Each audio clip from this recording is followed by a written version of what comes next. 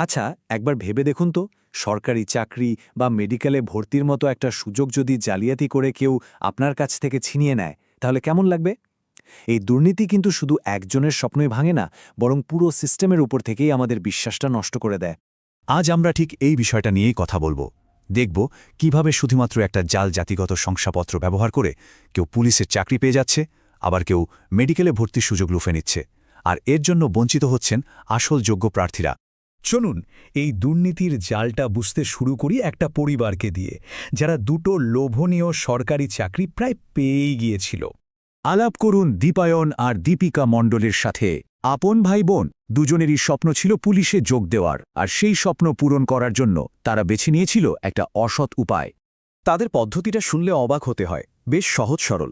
তারা প্রথমে নিজেদের ঠিকানাটাই বদলে ফেলে, এরপর অন্য একটা ব্লক অফিস থেকে জাতিগত শংসাপত্রের জন্য আবেদন করে, আর এভাবেই সিস্টেমের একটা ছোট্ট ফাঁক গলে জাল সার্টিফিকেটটা হাতে পেয়ে যায়। কিন্তু শেষ রক্ষা হয়নি। তাদের বিরুদ্ধে জাতীয় এসসি কমিশনে একটা অভিযোগ দায়ের হয়, আর তারপরেই পুরো ব্যাপারটা সামনে আসে। চাকুরিতে যোগ দেওয়ার ঠিক আগেই প্রশাসন তাদের ওই জাল সার্টিফিকেটগুলো বাতিল করে দেয়।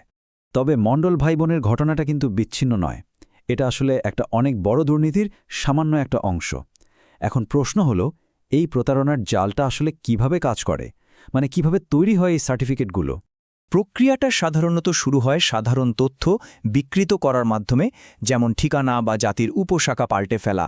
এরপর প্রশাসনিক কিছু ফাঁকফোকরের সুযোগ নিয়ে আবেদন করা হয়, আর এভাবেই হাতে চলে আসে একটা সরকারি দেখতে কিন্তু আসলে ভুয়ো নথি, যা দিয়ে অনায়াসে চাকরি বা কলেজে ভর্তির সুযোগ নেওয়া হয়।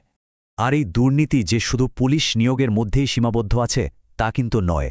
এর ঢেউ এসে পড়েছে দেশের অন্যতম কঠিন একটা জায়গা, অর্থাৎ মেডিকেল জগতেও। যেমন ধরুন শ্রদ্ধা হাজরার ঘটনাটা।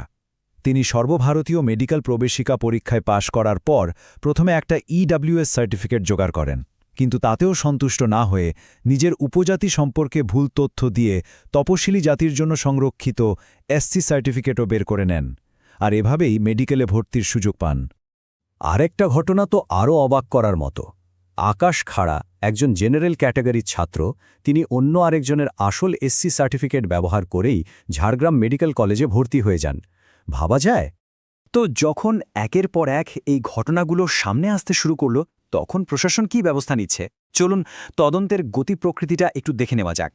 দেখুন, গত কয়েক বছরে দুর্নীতির একটা নির্দিষ্ট ধরন কিন্তু বেশ স্পষ্ট। 2022 সালে জালিয়াতিটা হচ্ছে, 2023 সালে অভিযোগ দায়ের হওয়ার পর তদন্ত শুরু হচ্ছে, আর 2024 সালের মধ্যে সার্টিফিকেট বাতিলের মতো কড়া পদক্ষেপও নেওয়া হচ্ছে। আসল কথা হলো, ব্যাপারটা শুধু সার্টিফিকেট বাতিল করার মধ্যেই থেমে নেই। হাওড়া সিটি পুলিশ ইতিমধ্যেই কয়েকজনকে গ্রেফতার করেছে, আর এখন বিশেষ তদন্তকারী দল এই জালিয়াতি চক্রের মূল মাথাদের খুঁজে বের করার চেষ্টা করছে। এই পুরো আলোচনা শেষে একটা খুব জরুরি প্রশ্ন কিন্তু থেকেই যায়, যে এই জাল সার্টিফিকেটগুলো কি শুধুই এক টুকরো কাগজ, নাকি এটা আসলে অন্য কারোর চুরি হয়ে যাওয়ার স্বপ্নের দলিল? এটা এমন একটা অপরাধ যা শুধু নিয়ম ভাঙে না, যোগ্য ব্যক্তিদের আশা আর ভবিষ্যৎ দুটোই ভেঙে চুরমার করে দেয়।